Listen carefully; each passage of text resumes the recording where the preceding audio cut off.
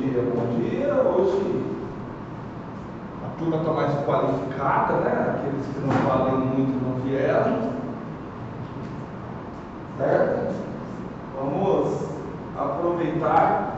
Vou pegar um negocinho um pouquinho mais light nessa primeira parte.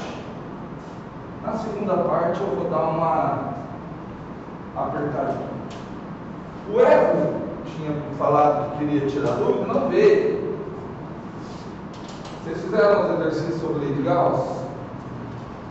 Fácil, médio, difícil? Tá lá, não fez, já perdeu. No mudo. Ah, não, 16, não? É, no mudo. Ah, achei que você falou no real. Não, no mudo. Vamos passar uma breve revisada na lei de Gauss. Revisão. O que nós vimos? Nós vimos uma coisa que parece, naquele momento eu não discuti, mas ela é bem intuitiva. Dá uma olhada aqui. Ó. Imagine que essa garrafinha d'água, ela tem um monte de furinhos. Tá bom? É um monte de furinho que permite que a água vaze. Tá? A despeito desses furinhos, isso daqui é uma superfície fechada. Eu já fiz esse teste com o pessoal da física 2 vezes e eu cheguei à conclusão que quando eu faço perguntas cuja resposta é muito óbvia, é onde os alunos têm mais dificuldade de responder. Então, fazer a primeira pergunta. E ainda mais quando eu aviso que a resposta é óbvia. Aí que aí o medo de falar alguma besteira eu acho que fala mais alto. Mas não tem esse medo. Imagina que ela está toda furada. E ela é uma... É possível que eu tenha um fluxo de água saindo daqui, por exemplo, de 100 ml por minuto? Um fluxo contínuo. É possível, sim ou não? Não, tem furo suficiente. Eu estou falando furo que primeiro eu falei dela fechada, aí falaram que não era possível porque ela está fechada.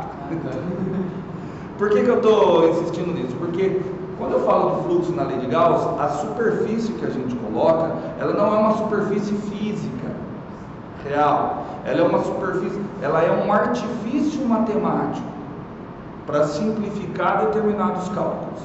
Eu vou repassar tudo isso. Na aula passada eu só fiz a demonstração, já eu repasso. Então, se ela tiver um monte de furinho que permita a passagem de água, presta atenção na pergunta. É possível que exista um fluxo contínuo de água, por exemplo, de 100 ml por minuto? Tá bom. Quantos litros tem aqui mais ou menos? 2. Se eu assumir que a partir daqui sai um fluxo contínuo de água de 100 ml por minuto,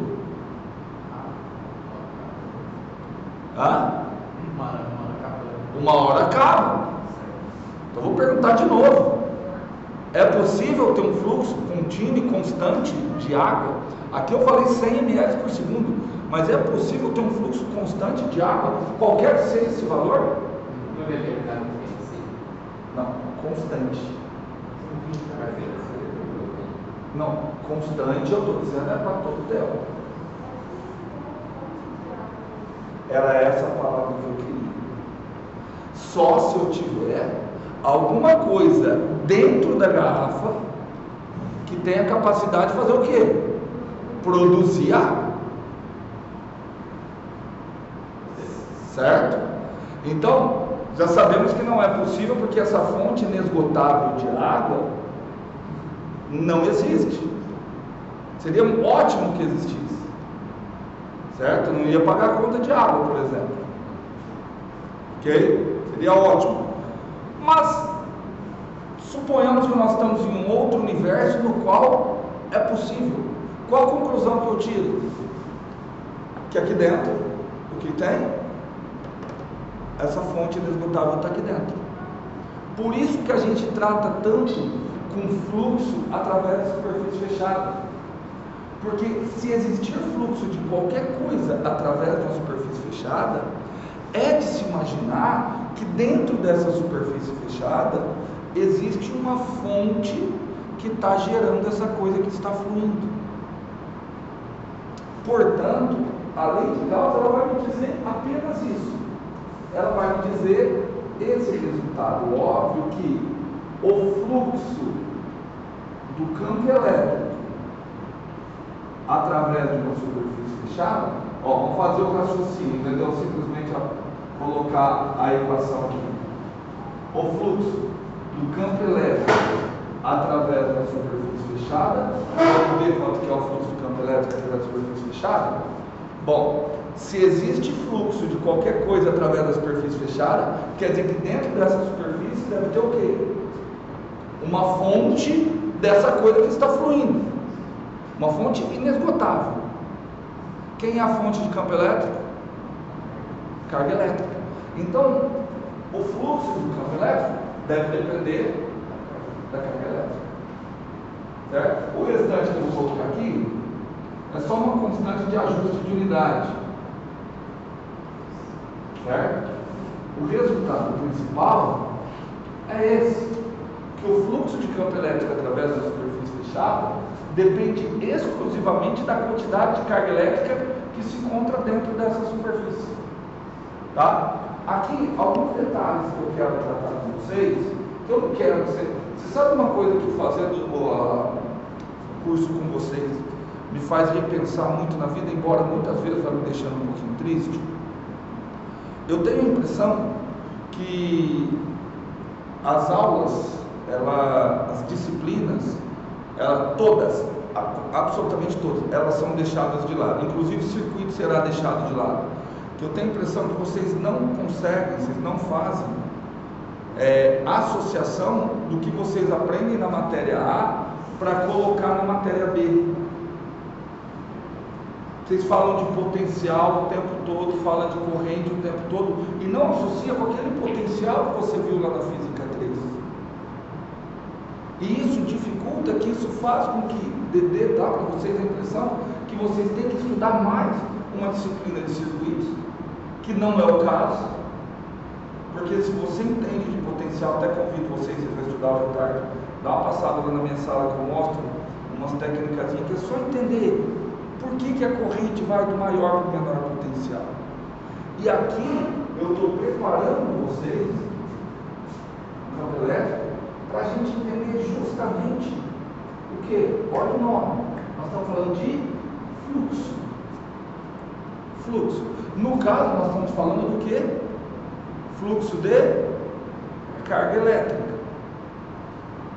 certo? Através de uma superfície fechada. Tudo bem? Fluxo de carga elétrica, não, fluxo de campo elétrico. Só que em circuitos vocês tratam de outro fluxo, o fluxo de carga elétrica. E aí vamos puxar. Quando é que deve ser o fluxo de carga elétrica através de superfície fechada? Vamos pensar? Se eu tiver uma superfície fechada que estiver fluindo carga elétrica, quer dizer que dentro dessa superfície o que tem? Fonte inesgotável de carga elétrica. Existe uma fonte inesgotável de carga elétrica? Não existe. Carga elétrica é igual a massa, é uma coisa constante, ok? Portanto, quanto que é o fluxo de carga elétrica? Quanto que é o fluxo de carga elétrica através de qualquer superfície fechada? Zero. Certo? Fluxo de carga elétrica através de qualquer superfície. Por quê? Porque não existe uma fonte inesgotável. Eu posso falar isso de uma outra forma. Fluxo de corrente elétrica através de qualquer superfície fechada, então também é lei de Kirchhoff das correntes. Você pega um ponto, você traça uma superfície fechada. Toda corrente que entra tem que ser igual a toda corrente que sai. Então, tentar sempre fazer o mínimo dessas coisas. Tá bom? Mas aí você pode fazer, professor, mas para que isso? Aliás, quando eu entendo, quando o aluno pergunta para que eu estou aprendendo alguma coisa, embora a minha cabeça faz um julgamento assim, puta, esse cara é medíocre, porque Sempre que a pessoa fala isso, ela está querendo dizer o seguinte: cara, isso aí está muito difícil, eu não queria pensar nisso. Não está necessariamente vinculado ao que o aprendizado, a compreensão de alguma coisa, ela não deve ser algo que nos incomoda. Embora o jeito que a faculdade é comandada, ela é feita para que tudo que você vai aprender novo vai te incomodar, porque tudo que você está aprendendo de novo vai ser cobrado de uma maneira meio chata que pode definir a sua vida, né? Mas, qual que é a ideia? Por que nós estamos aprendendo isso? Qual que é a nossa motivação? E eu vou terminar com essa motivação provavelmente na semana que vem, porque o nosso intuito é sempre o quê? Calcular campo elétrico. Só que nós já sabemos calcular campo elétrico. Você pode me dizer: professor, eu sou um cara, eu chego com o meu caderno, em qualquer lugar, todo mundo fica espantado com a minha capacidade de calcular campo elétrico. Porque eu já sei que o campo elétrico é K. Estou fazendo o caso mais geral possível, tá? O caso mais geral possível é uma integral de volume. O integrando é o campo que cai com o verso quadrado da distância na direção radial. Esse aqui.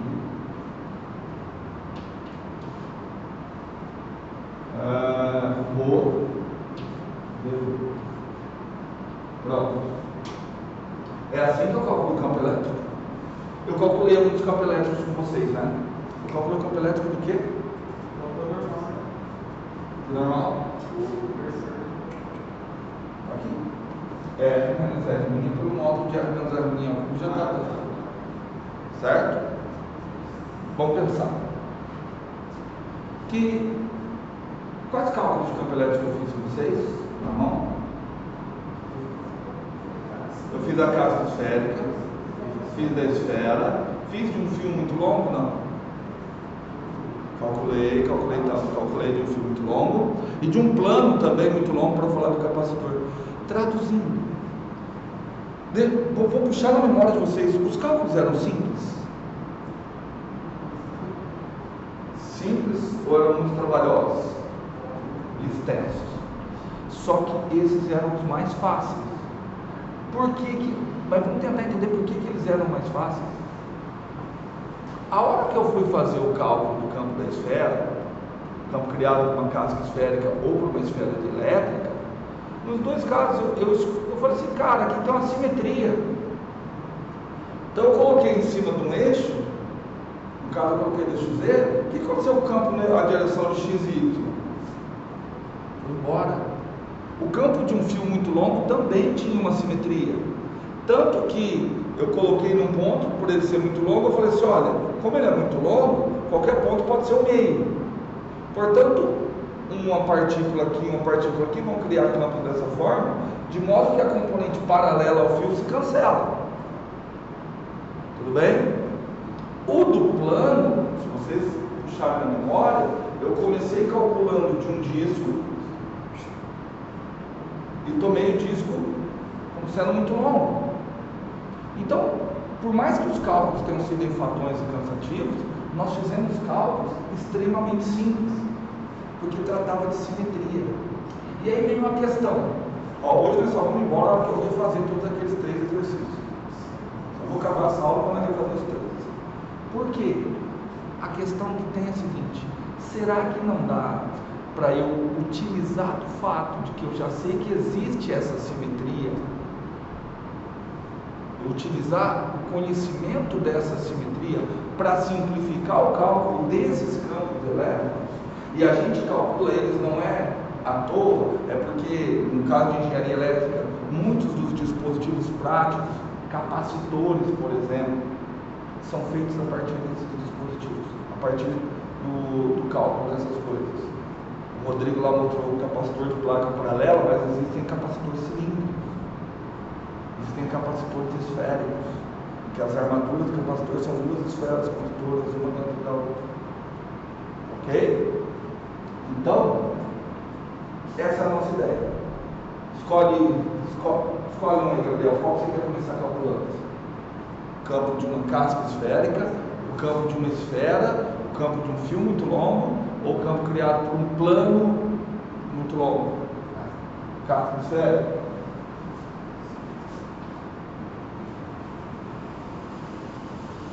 Vamos começar. Não, Gabriel não tenta nada. Vamos fazer com a esfera, mais legal. Não, vamos ficar lá. Senão o Gabriel vai ficar chateado. Então vamos calcular o campo de uma casca esférica. Olha só. A casca esférica, ela apresenta uma simetria. O meu, eu falei isso aqui, eu tenho certeza que vocês. Olha só, meus amiguinhos. Imagine que eu tenho aqui uma casca esférica uniformemente carregada. Primeira coisa, perceberam que eu já não desenhei um sistema de referência, tá? Por quê? Porque agora eu vou utilizar a lei de Gauss. Mas eu só vou utilizar a lei de Gauss se o sistema apresentar uma simetria, e eu devo saber explorar essas simetrias. A distribuição de cargas claramente apresenta uma simetria. E cuidado, não é porque a distribuição de cargas apresenta a simetria que o problema seja fácil de resolver através das simetrias. Certo? Eu tenho que escolher a superfície que se adequa à simetria da distribuição de carga. Por exemplo, eu vou escolher que eu quero calcular o campo nesse ponto.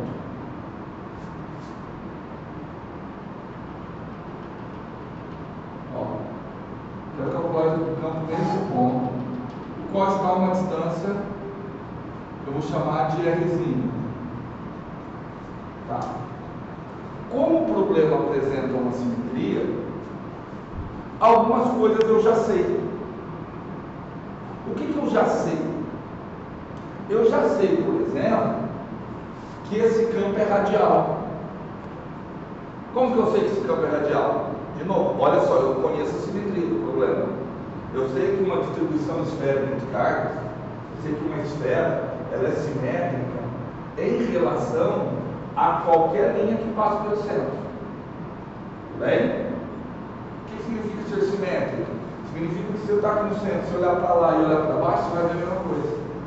Portanto, se eu pegar essa porção de carga aqui, uma porção de carga bem pequenininha aqui, ela vem grudando para cá. Existe uma porção de carga simétrica a ela. E está bem aqui. Ela vem no campo para onde? Para lá. De mesmo modo, mesma direção, só que com esses sentidos aqui. Um pouquinho diferentes. Os sentidos são tal, as direções são tais, de que a componente perpendicular ao raio se cancela. Então só vai sobrar a componente radial. Então perceberam que para eu usar a lei de Gauss, eu já tenho que conhecer alguma coisa do problema? Eu estou explorando a simetria. Estou falando agora assim, espero que sim, mas é meio óbvio para vocês de que o campo elétrico criado por aquela distribuição será radial. Bem? Bem, Kelly? Então já sei que o campo elétrico será radial. Tá. Mas eles vão dizer, professor, mas ainda assim, você tem que calcular esse campo. Não adianta. Tá bom? Só que agora eu quero outra coisa. Alguém consegue me dar uma outra localização no qual esse campo, no qual o campo tenha o mesmo módulo que aquele campo E1? Onde é que eu posso achar um outro ponto que vai ter um campo elétrico que o módulo é igual àquele campo E1? Qualquer ponto com o mesmo raio, ou seja, ao longo de uma esfera, certo? Bem? Esfera, estamos tratando tridimensional, certo? Ao longo de uma casca esférica.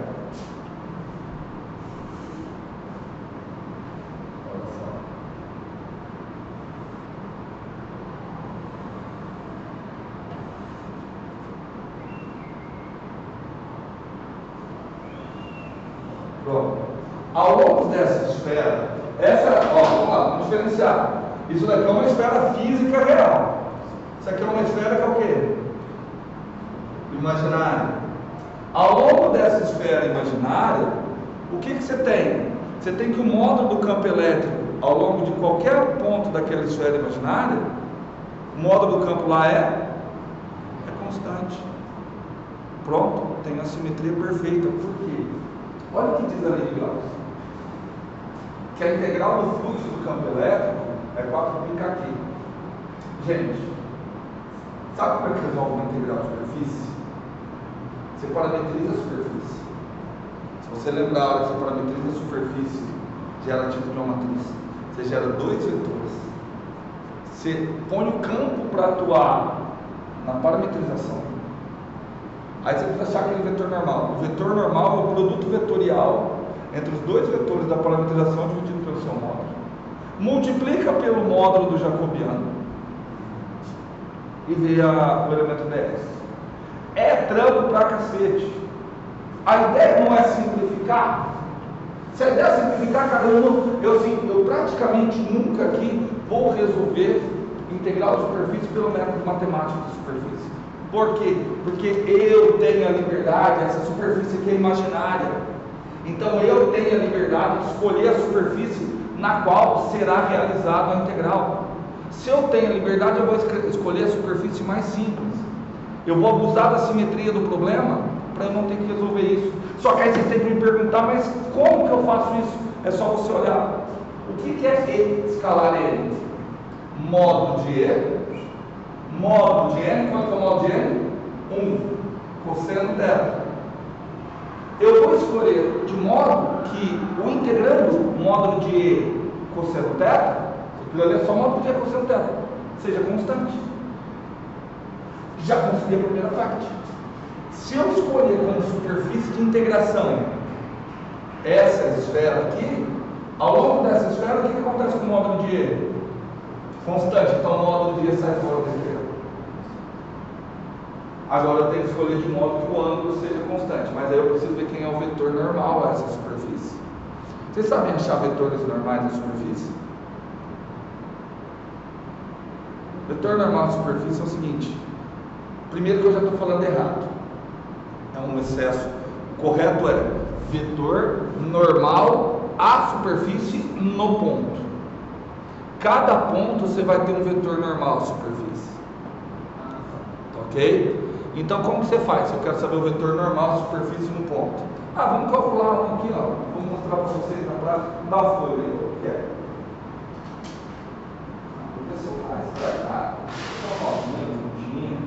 Olha aqui. Imagine que eu queira calcular o vetor normal a essa garrafa nesse ponto aqui. Sabe o que eu faço? Eu ponho um plano que tangencia e calculo e acho o vetor que é perpendicular ao plano. Então, na realidade, você está achando o vetor normal ao plano que tangencia a superfície naquele ponto. Tudo bem? Certo? Aí, então, vamos achar o vetor normal aqui. Como você faz? Você acha o plano que tangencia. Vocês não estudaram o plano tangente em cálculo 3? Faz um ano já. É para isso. Certo?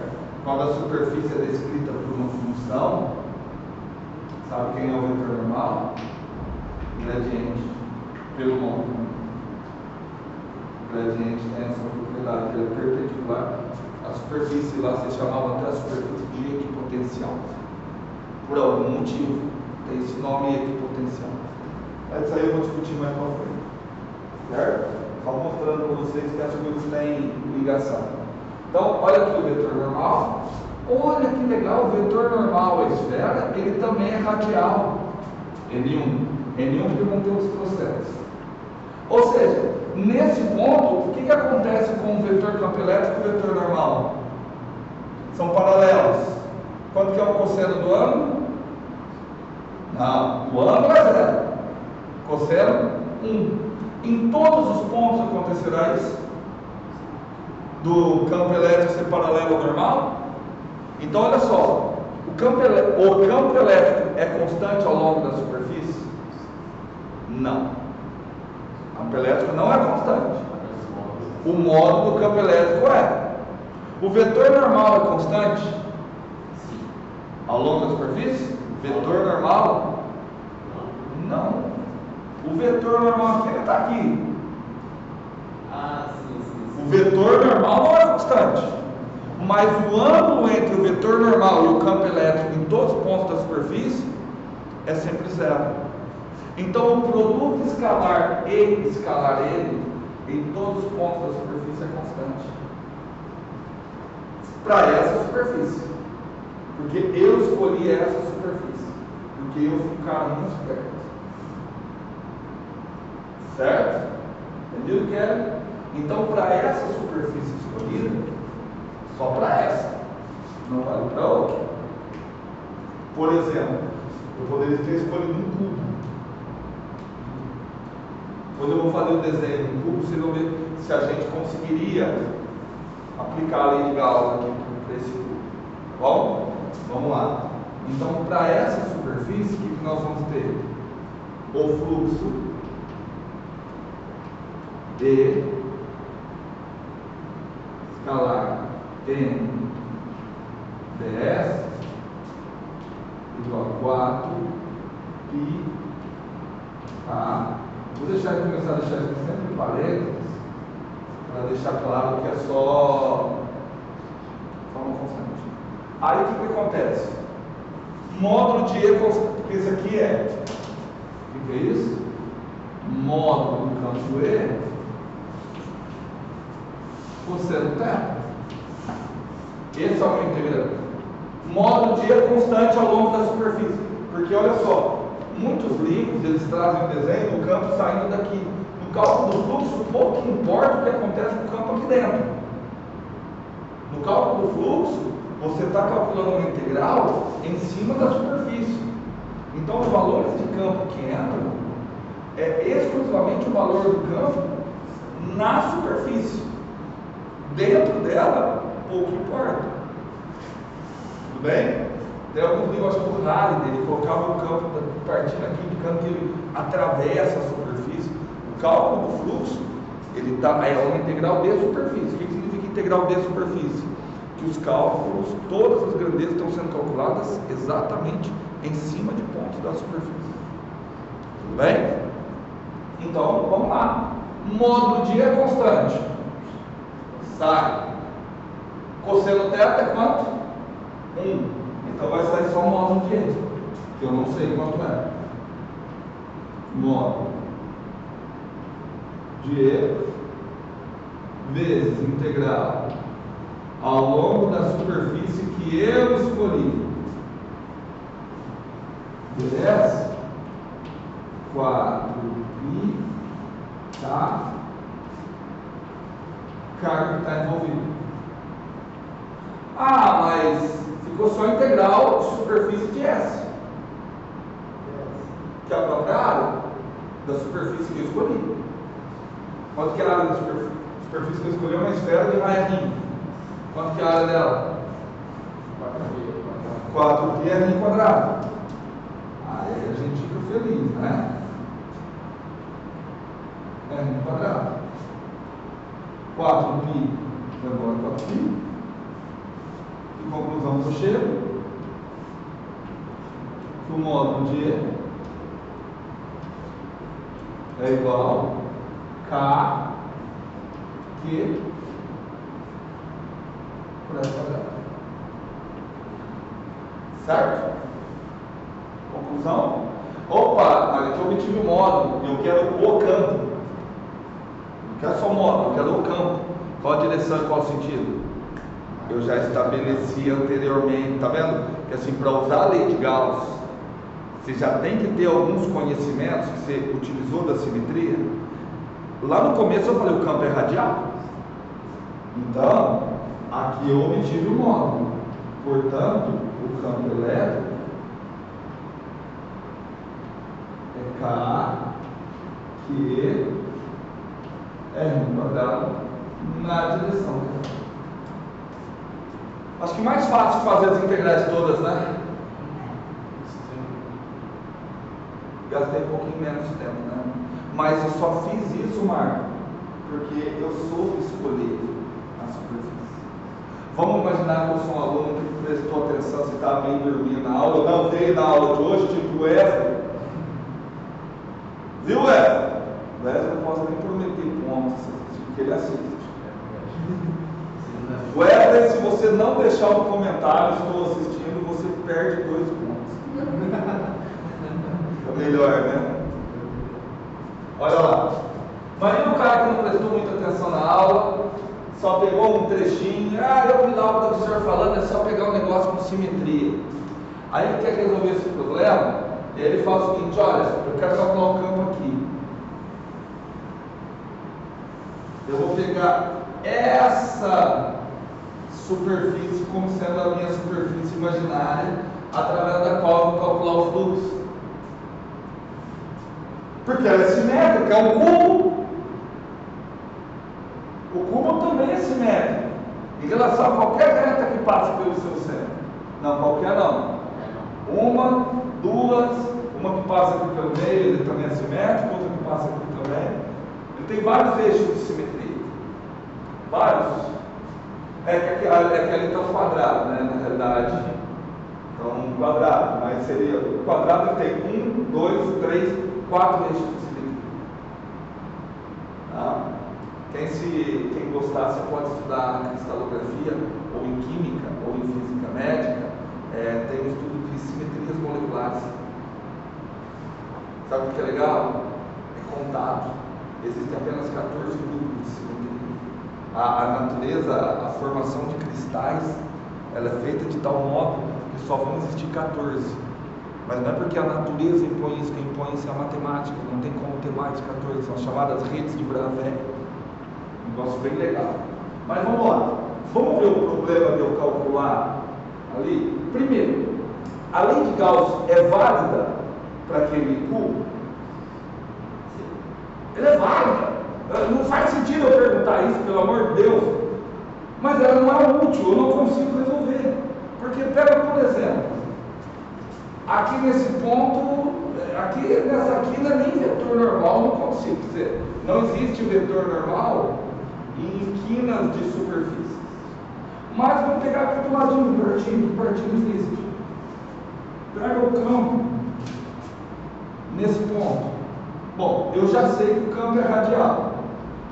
Isso daqui já demonstra uma burrice. Se você sabe que o campo é radial, por que raio você escolheu a superfície desse tipo? Então aqui estaria esse campo. Ok? Para onde está o vetor normal? O vetor normal nessa aqui está fácil. Ele está para cá. Certo? Aí eu pego um outro ponto. Vou pegar esse ponto aqui, por exemplo. Nesse ponto, o campo, primeiro, ele tem o mesmo módulo que ele teria nesse ponto? Não está na mesma distância. Certo? E o vetor normal? Fazem o mesmo ângulo, vai alterando? Vai alterando. É possível fazer aquele cálculo? É. Não vai dar um trabalho lascado. Tudo bem? Entenderam? Porque da escolha da simetria, a escolha da simetria pode simplificar muito. Tudo bem? Sem saber, eu quero escolher o melhor problema que a gente poderia iniciar. Eu mesmo não ia escolher esse, mas agora não vou dar mais liberdade para os alunos escolherem, porque percebi, vou até chamar isso aqui de um modelo didático que é, para começar a avaliar a lei de Gauss dessa melhor. Vamos lá, fazer uma perguntinha para vocês. Que conclusão eu posso tomar se o fluxo do campo elétrico através de uma superfície fechada for zero?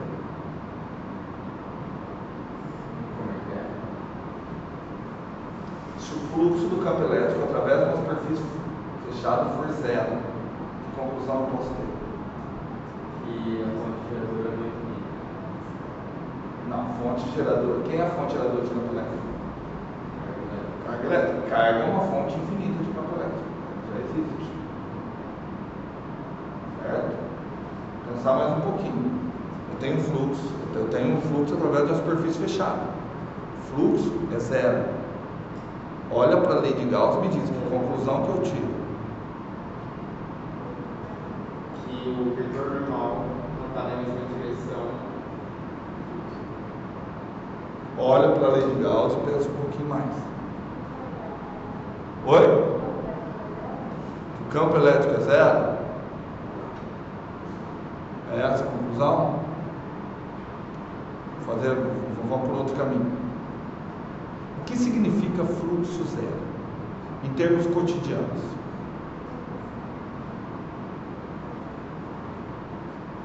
Se eu falar, qual é o fluxo de alunos? Nós estamos na superfície fechada. Qual o fluxo de aluno agora para fora dessa superfície fechada? Zero. Significa que não tem alunos. Então, o fato do fluxo do campo elétrico ser zero, o fluxo é zero, não indica que o campo seja nulo. Vou até dar um exemplo. Se eu tivesse um campo elétrico que está rotacionando em torno desse ponto, ele não estaria saindo da superfície.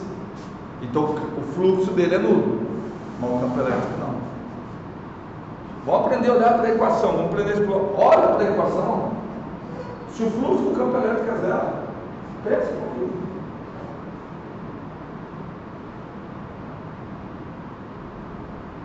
Aprenda a admirar uma equação, gente. Uma equação não é uma fórmula só para você decorar e ir para a prova. É porque eu acho que eu nem vou dar prova para vocês, mas vamos explorar. Você está perguntando ou respondendo, Gabriel? Carolina. Já tinha acertado semana passada. A gente ficou muito tempo sem se ver. Carol, você está perguntando ou respondendo? Respondendo porque é óbvio, Carol! Se a porcaria do fluxo é zero, é porque o lado de cá é zero. O 4 é zero. O π é zero. O K é zero. A única coisa que pode ser zero é o quê? Carga. Então, se o fluxo do campo elétrico é zero, significa que dentro daquela superfície, significa que lá não tem carga? Não. Significa que a carga total lá dentro vale zero. Você pode ter, por exemplo, uma carga positiva e uma carga negativa. Ó, coloca aqui uma carga positiva e uma carga negativa. Essa carga positiva, ela cria um campo que flui para fora. A carga negativa cria um campo que flui para dentro. Pega uma superfície fechada. O campo elétrico é zero? Não. Mas o fluxo é nulo. Porque é como se você tivesse tanto o campo elétrico entrando quanto o campo elétrico saindo dessa superfície. Então, a única conclusão que eu posso garantir, não posso garantir nada do vetor normal. A única conclusão que eu posso ter é que se o fluxo elétrico é zero, quer dizer que não tem carga dentro dessa superfície. Entendeu? Certo, Felipe? Mas o que eu falei não é nada. O que você falou? Por exemplo, eu tenho um cilindro. E aí a lateral circular, o fluxo está passando pela lateral circular. Sim. Eu pego o vetor normal na parte superior. Eu vou para O vetor normal aqui é variável. Aí você está pegando um exemplo.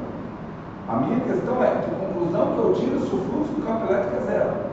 Eu não posso falar nada de maneira geral do vetor normal, porque eu nem sei a superfície. Eu nem sei qual é a superfície. Como eu estou falando um caso geralzão, e mesmo para esse caso, e outra, você está pensando fluxo através da superfície aberta. Você está olhando só a tampa. Estou falando de fluxo de superfície fechada. A lei de Gauss fala de fluxo através de superfícies fechadas. Se o fluxo através de uma superfície é zero, é um indicativo mesmo. O indicativo é esse, que o vetor normal é perpendicular ao campo. Beleza. Mas ali é a superfície fechada. Não tem como o vetor. Tudo bem?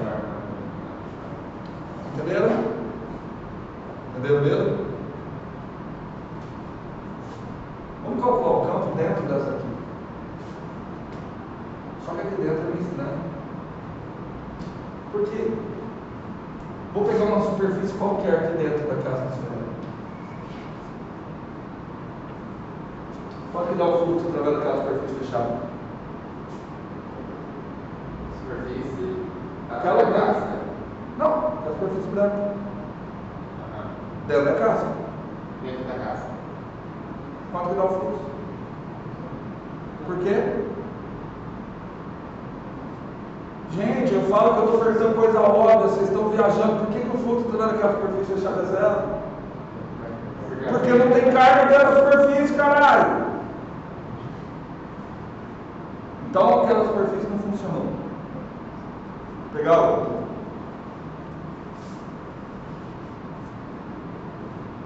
Quanto que dá o fluxo através daquela outra superfície?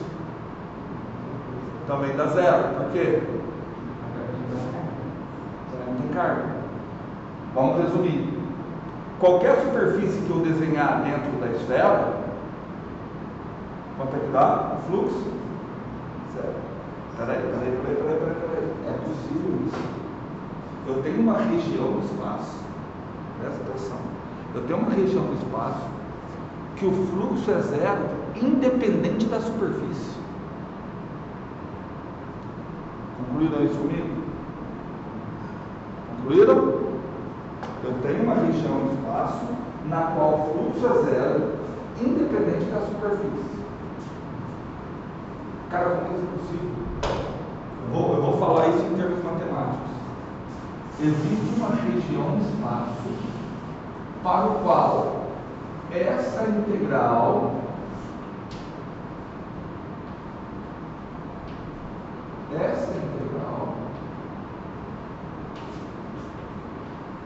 é sempre nula. Cara, isso daqui é impossível. Porque vamos pensar o seguinte: como é que se calcula aquela integral? Para cada superfície diferente, o n é diferente, o s é diferente, certo? Tudo bem? O n é diferente. Mas olha só, qualquer superfície que eu coloco aqui dentro, aquela integral está dando zero. Por quê?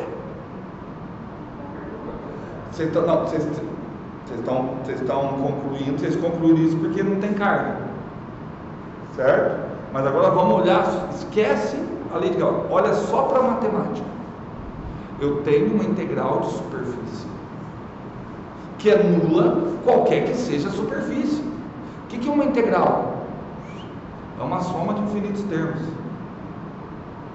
Só que aqui a soma dos infinitos termos são infinitos termos relacionados a diferentes superfícies. Então, se eu pegar para a superfície 1 somar infinitos termos, dá zero. Se eu pegar para a superfície 2 somar infinitos termos, dá zero. E os termos da superfície 1 parecem ser diferentes da superfície 2. Como que isso é possível? Porque essa soma está sendo multiplicado por um valor. Esse valor é zero. Qual fator é zero? Essa é a única conclusão possível. A única conclusão possível, se eu tenho uma integral que é sempre nula, qualquer que seja a superfície, a única conclusão possível é que o integrando é nulo. Certo? Por que eu estou insistindo com isso? Porque é muito comum a pessoa falar assim: o fluxo é zero, logo o campo é zero. Não. Isso não é verdade. O fluxo é zero indica que a carga é zero. Por que nesse caso eu posso concluir o seguinte: olha, o fluxo do campo elétrico ser zero está acarretando que o campo elétrico é zero. Por que nesse caso eu posso concluir? Porque eu cheguei à conclusão que o fluxo do campo elétrico é zero através de qualquer superfície naquele espaço. E isso só pode ser possível se o campo elétrico for zero. Portanto, encerramos. Dentro da esfera, quanto que é o campo elétrico? Zero. Fora, o campo... E fora é até legal, né? Fora, o campo elétrico é o mesmo campo elétrico de uma carga pontual. Traduzindo, alguém que estiver fora da esfera vai enxergar o sistema como se ele estivesse todo concentrado em um ponto. Alguém que está fora da casca esférica não enxerga a casca esférica. Certo? A aula é até que hora? Não.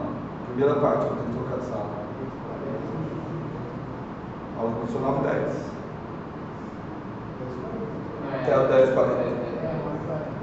Até 10h40, 1h30. É 2 aulas de 45. Cara, isso é uma estratégia extremamente inteligente de empregadores. Porque, olha, você sabe, nós professores, nós temos quantidade de horas de aula. Vamos supor que eu tenho que dar 15 horas de aula semanais. 15 horas de aula, vão dar, acho que, quantas aulas? 50 minutos. Faz aí 15 dividido por 5 sextos. 15 vezes 6 dividido por 5. 90 por 5. 90 por 5 é 19. 19. Perfeito. Tem que dar 19 aulas. Com aulas de 50 minutos. 19. Estou chutando, não é esse o valor. Tá certo? Aí você baixa para 45. 15 horas. Quantas aulas de 45 minutos você pode dar? 20. Você bate certinho. Você aumentou uma aula do professor. Você está dando mais trabalho para o professor. Entendeu? Mexer na carga horária. Você tem que pagar mais, porque assim, você dá o trabalho que a gente tem para dar 2 aulas de 50 e 2 aulas de 45, é o mesmo. Entendeu? Porque você pode falar, mas 5 minutos cada aula, realmente, não concordo, não faz diferença nenhuma. Só que como o nosso contrato é por horas de aulas, mas não é por isso, é porque você libera a carga horária do professor para abrir novos cursos. Entendeu? Porque você pode falar assim, mas se for 15, dá pouca diferença. Dá uma aula só, coloca uma aula para o professor. Se abre o curso a mais. Entendeu? Vamos fazer mais um exercício. Facinho esse. Facinho. A gente não precisa sair exatamente às 10h40, né? Porque a minha preocupação é o ensino médio, né? Até quando fizeram, você fica lá direto, o ensino médio fica trocando sala. Eu fui. O ensino médio vai trocar sala. Agora eu vou pedir para a Carol. E eu sei que você é a Carol, não vou tentar me enganar que você é a Carol. Você é a Carol. Carol. Você acredita que eu conheci um cara que se chamava Carol? O nome dele mesmo, Carol. Não, porque o teu nome não é Carol. Seu nome é Caroline. Carolina. O nome é Carolina. Carol, eu acredito que seja um nome masculino. Com K. Lá na Unesp, quando você chega na Unesp, o pessoal dá apelidos para as pessoas. Né? Tinha um cara, teve 2 caras que não deram apelido. Então ninguém, lá na Unesp, eu acho que hoje sim, mas na época a gente não conhecia ninguém pelo nome. Ninguém mesmo. Todo mundo era conhecido só pelo apelido. Sabe? Tinha um que era muito engraçado. Sacanagem. Não vou falar os apelidos mais pesados, mas teve um carinha que foi lá, ele já era mais velho, ele foi fazer matrícula, ele levou a namorada dele. No dia da matrícula, a namorada dele tinha o nariz assim, empinado. Colocaram o apelido dele de parafuso, porque a mulher dele parecia uma porca. Muito engraçado. Mas teve 2 que não colocaram apelido. 2. Um chamava Tempei. Tempei. Eu ficava, não vai colocar apelido em você não. O outro inclusive foi da minha sala quando eu fiz faculdade de matemática. O nome é tão complicado que eu escrevi. Depois eu vou até pesquisar. Zilverman.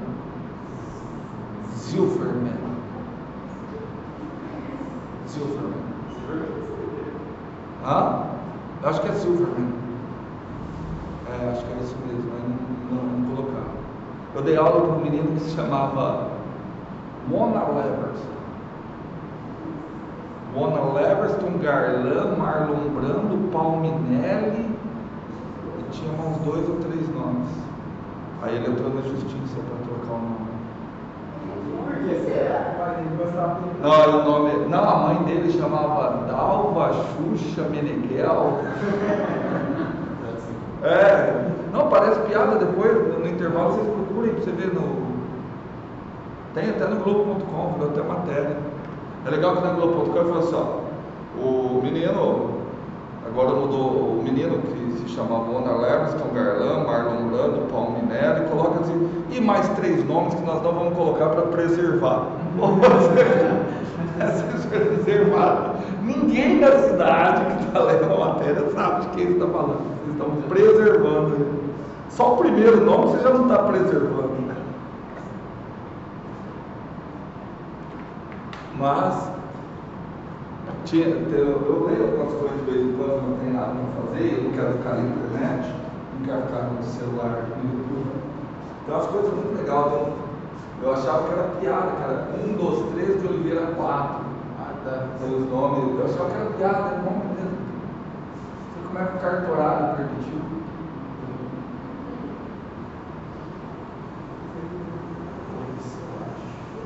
Vamos lá, vamos resolver isso do filme. Bora. Temos um fio muito longo. Precisamos ver. Nós escolheremos a superfície. E nós temos que escolher uma superfície fechada, simétrica, que a simetria nos favoreça. Então vamos começar a pensar. Gabi, se é Gabriela ou Gabriela? Lê. E aí a Carolina. Tá bom. Vamos lá. Dá uma olhada.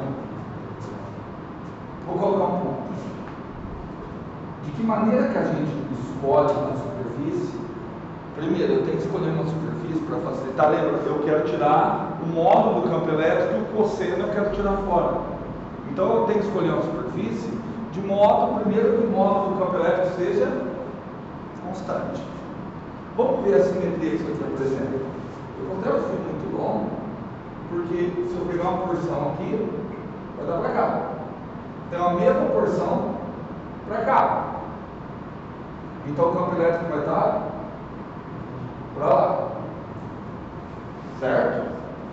Tudo bem? Tá. Alguém consegue imaginar um outro ponto que o campo elétrico... Assim, já sei que o campo elétrico é perpendicular ao fio. Alguém consegue imaginar um outro ponto que o campo elétrico tem o mesmo módulo? Me parece, assim, é só o marco ou os outros também? Tem a ideia que o campo elétrico, o ponto tem que estar à mesma distância do fio. Tudo bem? Mas, tá aqui, coloquei então aqui. Aqui. Mas então, se eu desenhar todos os pontos que estão aqui distantes, que figura que eu tenho? Um cilindro. Certo? Porque todos os pontos, é que a gente já está pensando aqui em linha reta. Tá bom. Só que aí, Carolina,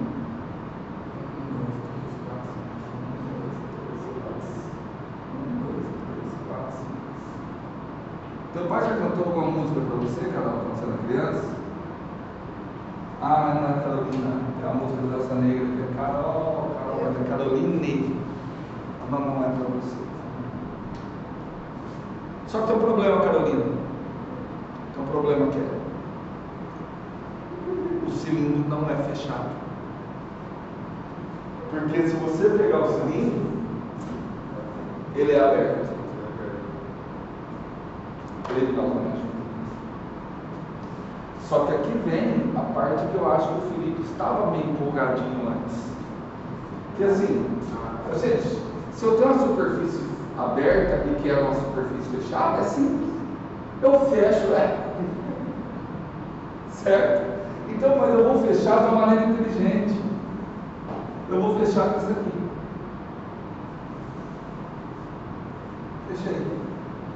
Fechei o meu cilindro. Por quê? O meu amigo Marco, que está aqui todo serelepe hoje, o o Marcos já sacou e falou assim: o campo é sempre perpendicular ao fio. Nesse ponto, vou pegar esse ponto aqui. Ó, é o campo até de intensidade maior. Só que nesse ponto, eu sei que o campo é perpendicular ao fio. O campo está para cá. Só que onde é que está o vetor normal? Para cima. Qual o ângulo reto de 90 graus que o vetor normal faz com o campo elétrico? Nos pontos da tampa. Gente, vocês estão demorando para responder. Qual o ângulo reto de 90 graus? Qual é o ângulo reto de 90 graus que ele faz? Não, você tem que trocar 1 sobre 2. Acabando aqui já. É só eu, acho que esse menino todo dia. Toda vez que eu deixo ele andando, ele parece ser bom. Vamos lá. Então, olha o que vai acontecer, cara. Olha que legal. A hora que eu vou fazer integral de superfície fechada, eu tenho que considerar 3 superfícies abertas: tampa, base, área lateral. Só que quanto que é o fluxo do campo elétrico na tampa? 0. Mas por que o fluxo do campo elétrico na tampa é 0? Porque ele não atravessa a tampa. Ele é tangente à tampa. Certo? O fluxo do campo elétrico na tampa e na base é 0. Eu só vou ter fluxo de campo elétrico através da superfície cilíndrica, já pensada pela Carolina. Aliás, eu tenho que contar uma coisa que eu vi da Carolina e da Gabi aqui, que foi uma alegria manifestada que eu não vi em vocês. A hora que eu comentei que eu estou pensando em não dar prova, só as duas ameaçaram a expulsar um sorriso.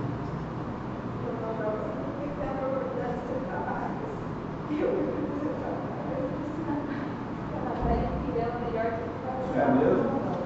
Então, eu tô calando.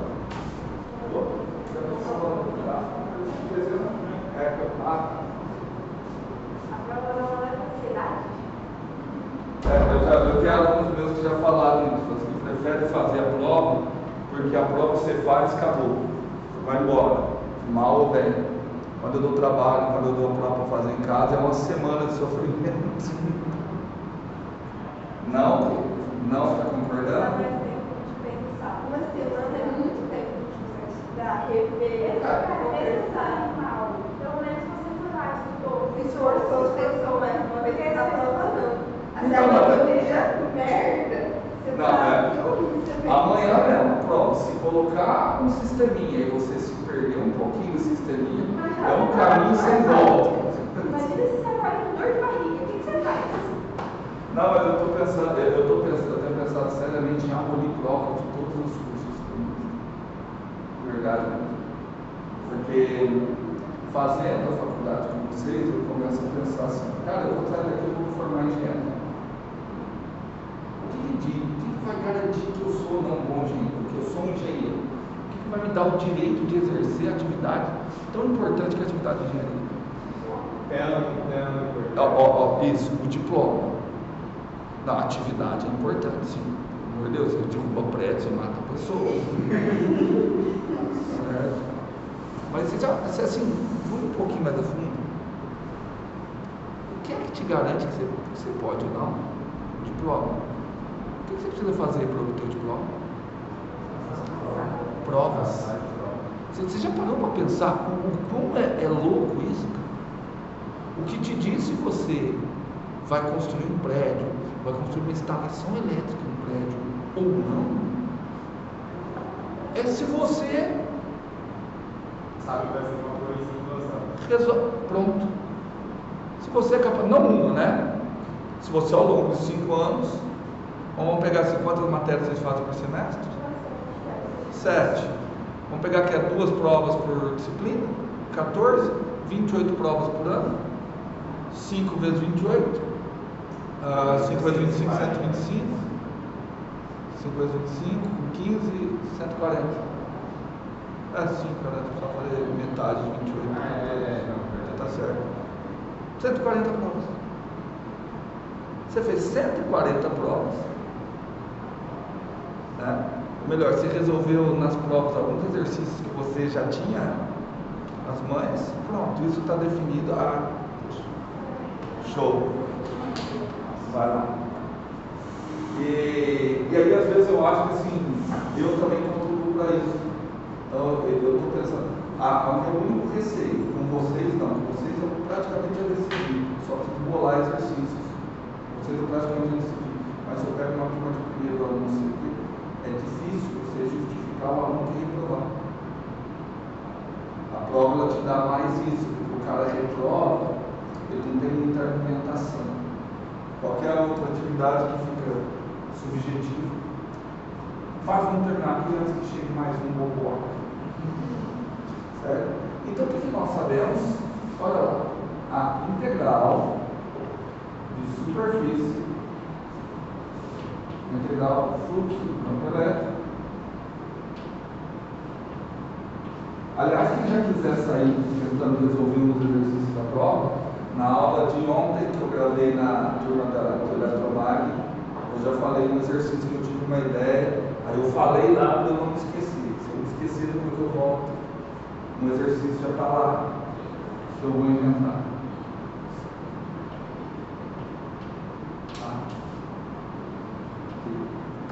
Certo? Só que essa integral de superfície, que eu vou ganhar tempo, ela é integral de superfície fechada. Ela vai transformar-se em 3 integrais de superfície aberta. Integral de um fluxo. Integral da tampa, 0. Integral do fluxo na base, 0. Então eu só vou pegar a integral ao longo da superfície lateral. Ao longo da superfície lateral, puxa, o que acontece com o módulo de constante? E o ângulo? 0. Cosseno de 0, 1. Então já saiu fora. Módulo de E, só ganhando tempo, vezes a integral de superfície ao longo da superfície lateral. Mas quanto que é a área superficial do cilindro? Você abre o cilindro, abre o cilindro. 2πr é a base, H é a altura. Lascou. Por que lascou? Porque R ainda é um parâmetro do problema. R é a distância ao ponto. Só que H não é um parâmetro do problema. Porque H é a altura da superfície que eu inventei. Calma. Mas tudo isso é o quê? 4πk que multiplica quem? A carga que está dentro dessa superfície. Mas quanta carga está dentro dessa superfície? É a carga relativa a esse fiozinho aqui. Qual que é a altura do fio que está dentro da superfície? H. E o que a gente sabe? A gente não sabe a carga do fio. O fio a gente considerou infinito. Então a gente só pode falar na densidade de carga. Certo? Então a densidade de carga, aquela constante, ela é a carga pelo comprimento. Certo? Eu não posso falar na carga total. Portanto, no lugar de Q, eu vou colocar lambda. Coisa linda. Olha que coisa linda. Olha que coisa linda. Certo? Portanto, módulo de E igual. Eu cortei tanto que eu já esqueci. 2 lambda. Só isso. Não, 2K, né? 2K lambda pelo raio. Só um probleminha agora para vocês. Achei o módulo. Como é que eu escrevo a direção?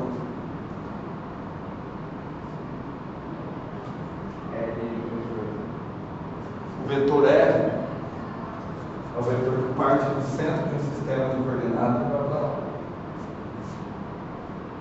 Sinal vetor R. Que figura que eu utilizei? Cilindro. Então, vou poder escrever isso em coordenadas cilíndricas. Ó, B, 2K, lambda, por R. Poxa, Rho é o vetor em coordenadas cilíndricas que liga o eixo Z ao ponto. Certo? Antes que mais alguém chegue. Ai, ai. Oh.